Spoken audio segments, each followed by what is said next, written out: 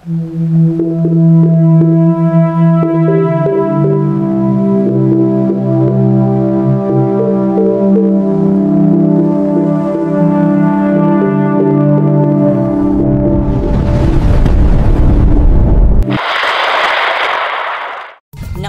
ng malakas at walang tigil na ulan ang buong Metro Manila kagabi, bunsod ng southwest monsoon o hanging habagat.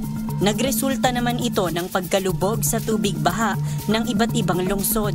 Sa Caloocan, nagsagawa ng rescue operation ang Disaster Risk Reduction and Management Department sa Barangay 165 dahil sa malalim at rumaragasang agos ng tubig. Tinulungan din ng mga tauhan ng DRRMD ang mga biktima ng inanod na sasakyan sa Doña Aurora, Barangay 177. Hindi rin makadaan ang mga sasakyan sa T. Samson Road, Barangay 167 dahil sa hanggang baywang na baha.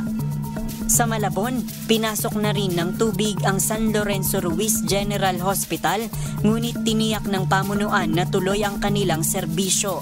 Nagmistulang dagat ang ilang lugar sa Malabon, tulad ng Katmon at Maysilo, kung saan hirap na ring makadaan ang mga maliliit na sasakyan dahil sa taas ng baha.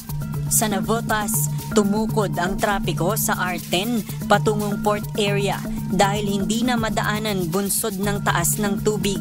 Sa Valenzuela City, malakas na pagragasa ng tubig ang naitala sa Pio Valenzuela, Marulas. Tila naging parang parking lot ang Malinta area sa NLEX northbound at southbound dahil sa mga na-stranded na mga sasakyan.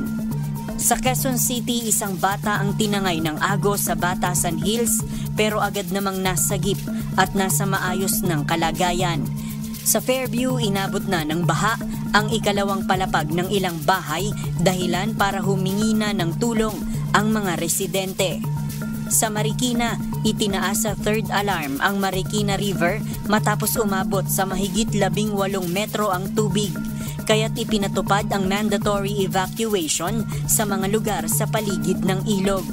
Sa Pasig City, naapektuhan na rin ang mga residente ng Barangay de la Paz kung saan kailangan ng gumamit ng bangka para makatawid sa baha. Sa Maynila, hindi madaanan ang kahabaan ng Espanya, partikular sa Picampa at Moraita dahil pa rin sa taas ng tubig. Sa Parañaque, isang lane na lang ang nadadaanan sa Sukat Road matapos maipon ang tubig sa gitna ng kalsada. Samantala, nagbukas naman ang ilang mall sa Metro Manila ng libreng masisilungan para sa mga residenteng apektado ng pagbaha. Nauna na ring kinansela ang pasok sa lahat ng antas sa mga paaralan sa buong Metro Manila ngayong araw para sa kaligtasan ng mga mag-aaral.